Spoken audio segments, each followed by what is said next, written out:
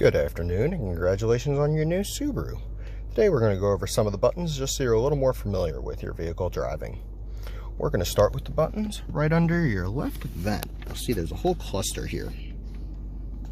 So first thing, starting from top left, that's just going to be another way you can open your trunk nice and easy. You do have a dome control light that'll control all the lights in the car, so that way you can do it from the back seat. You're also going to get a memory liftgate. This is more for if you park in a garage that's a little shorter. You're actually going to be able to set the height of the trunk. That way you can make sure you wouldn't hit that roof. Over, dial that controls how bright your screens are, so at night it's not too bright on you. The thinner the line, the less the light. Thicker the line, the brighter the light. Moving to the bottom row. First one's going to be traction control. Pairs all your tires to move at the same speed, lessening your chance of hydroplating in nasty weather. And last button down here is going to be your blind spot navigation. If you look at the side of your mirror, there's a black box on either side. That's going to light up bright orange to let you know when someone's in your blind spot. Makes things easier for turning. Now you don't have to bend your neck in all different awkward angles. You can see there, nice and easy. Next, we're going to move into the steering wheel. So starting on the left side, lots of buttons over here. Top two are going to control radio presets and whatever music you're listening to. Then you have your volume.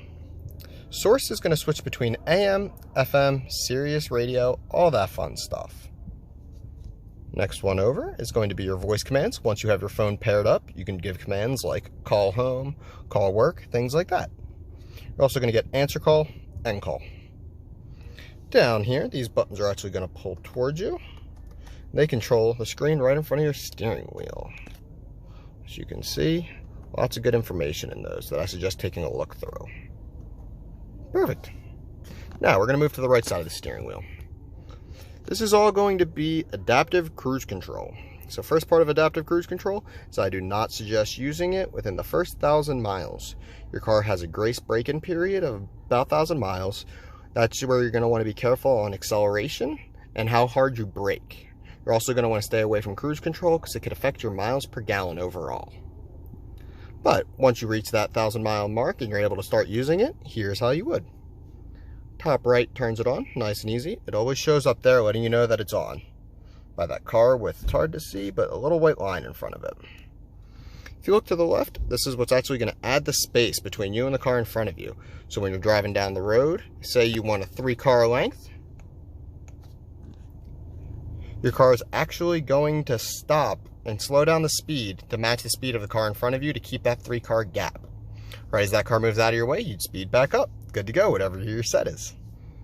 This would be how you'd set your speed.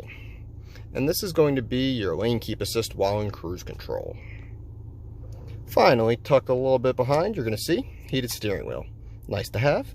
It's going to heat from right here all the way up to right here on either side. It's also on a 15-minute timer that will turn off after that, so you don't have to worry about turning it off yourself. Now we're going to talk about the area near your gear shift. So, first things first, your parking brake. To turn that on, flick it up, nice and easy. Let you know with the red light that it's on. To turn it off, you'll have to put your foot all the way down on that brake. Push that straight down. That light turns off, letting you know you're good to drive. In front, you're going to have X mode. Now, X mode is going to be your off-roading feature. Most important part of X mode is you cannot go over 15 miles an hour. It will not allow you to. Right as you hit X mode though, it'll let you know real nice and big up here that it is turned on in green. And then you'd be able to take the car off-roading. I tell everyone, it's meant for all terrain other than asphalt. Hit it again, turns off nice and easy. Next, AVH, Auto Vehicle Hold. What this is going to do is say you get stuck on a hill at a red light. Once your car comes to a complete stop, you can hit AVH. It'll let you know up here that it's turned on in green. Once that feature is turned on, you will then be able to take your foot off the brake and your car is going to rest on that hill. Benefit of this is right as you hit the gas pedal, instead of getting that initial lag back, you're just going to go straight forward, good to go. Now we're going to talk about your climate control. So what's nice is you do get dual climate control. You'll see one dial controls each side, the other for the other side.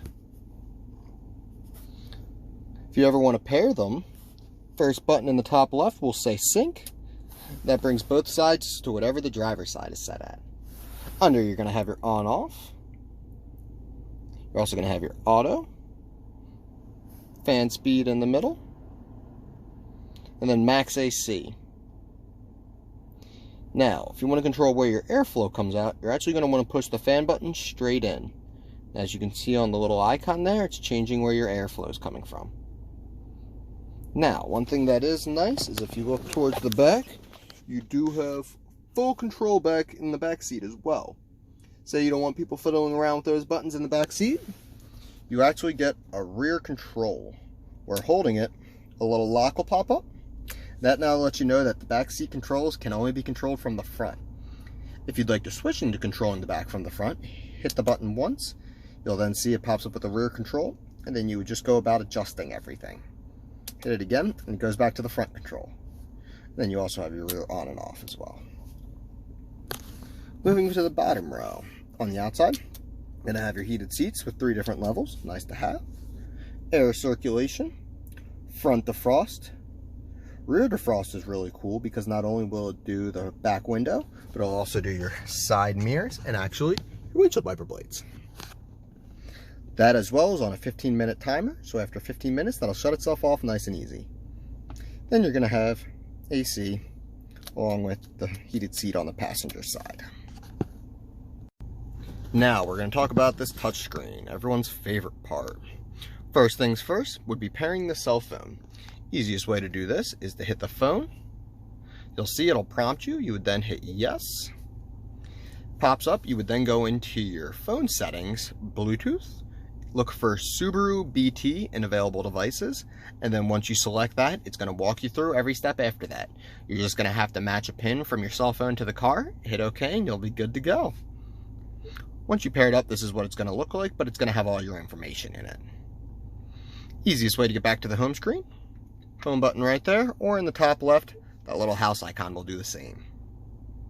Now, next is going to be apps. Apps is anything compatible with both your cell phone and the car. So that's going to qualify for Subaru Starlink, My Subaru, Apple CarPlay, and Android Auto. I actually go over Subaru Starlink and My Subaru in a different video, so stay tuned for that one. Apple CarPlay and Android Auto are very useful features if you haven't used them before. It's essentially going to replicate your phone screen to the car screen. First rule is you do need to have it plugged in with a USB cord. It does not run on Bluetooth. You would plug that in right down here, as you can see. Flips open and you have 2. You can use either. Once you have that, it'll throw your phone screen to the car screen, so you can do a little more hands-free. Now we're going to go back to the home page. Map is your next option. You're going to have a built-in TomTom navigation system, always nice. Bottom left, if you hit the menu, you can then hit search for destination and type away. Say you want to save the home address. You can do menu, previous address, favorites. And then that's when you're going to be able to set all that along with seeing all your recent destinations. Hit that X, we'll go back to the home page. Like I said, Starlink and My Subaru, we're going to skip for now. Settings are pretty general. Just going to have all your general settings, your vehicle settings, things with navigation, all that fun stuff. I suggest taking a look at those as well. Media is probably the easiest screen to go over. Anything that is not radio. So Bluetooth, aux cord, USB, CD, all that fun stuff will qualify. If you have a CD player, it'll be right between those 2 red dots. Add shortcut you might not necessarily need. A lot of people will use this to add different boxes to the home screen that they need. Say a phone number you call every day, an address you go to every day. All you would have to do is go to the different category you'd like, and then it would give you all kinds of good information there. Just like on your phone screen, you can swipe everything from right to left, and it gives you additional screens if you do want to add those shortcuts. Finally, your radio. What's nice about your radio is your radio presets.